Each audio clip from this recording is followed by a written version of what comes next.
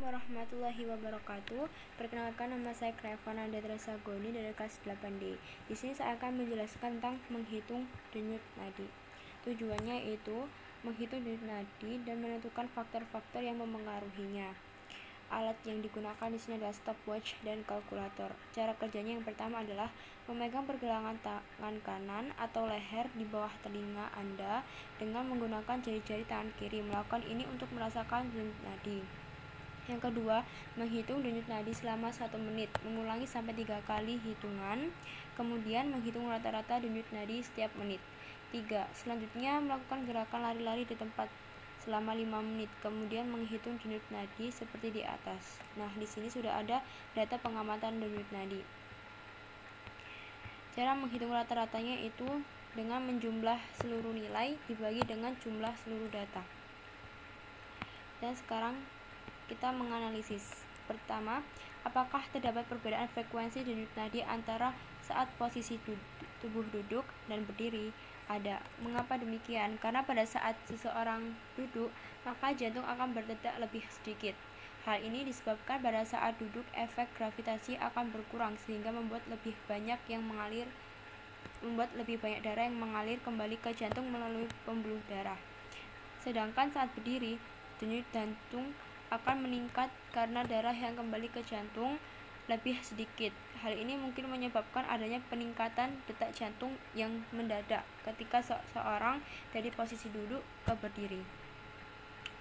Pertanyaan nomor 2, apakah ada perbedaan frekuensi rata-rata denyut nadi antara siswa laki-laki dan perempuan?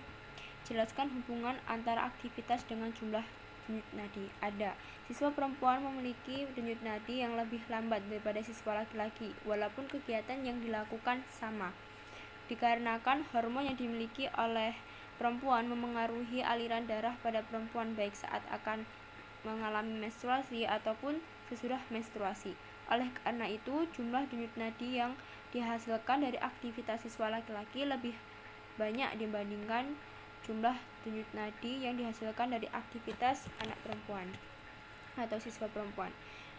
Nomor 3, faktor-faktor apa saja yang mempengaruhi frekuensi denyut nadi seseorang? Pertama, ada perbedaan jenis kelamin, yaitu perempuan dan laki-laki, berat badan, dan usia. Kedua, berat ringannya aktivitas yang dilakukan, seperti lari-lari, duduk.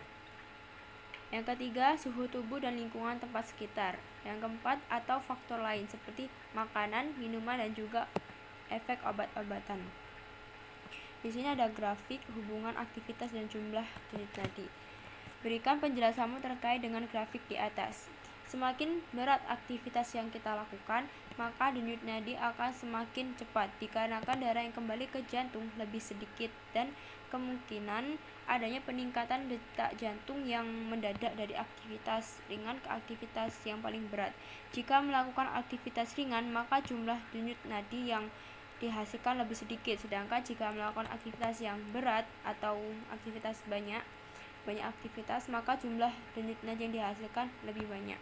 Jadi kesimpulan yang dapat kita ambil dari sini adalah setiap orang memiliki denyut nadi yang berbeda-beda. Denyut nadi yang berbeda tersebut disebabkan oleh beberapa faktor, terutama pada jenis kelamin dan juga aktivitas yang dilakukan.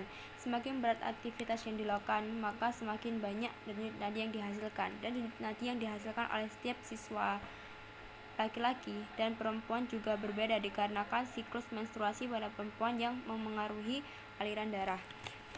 Sekian penjelasan dari saya. Mohon maaf bila ada kesalahan kata dan semoga ini semua bermanfaat. Wassalamualaikum warahmatullahi wabarakatuh.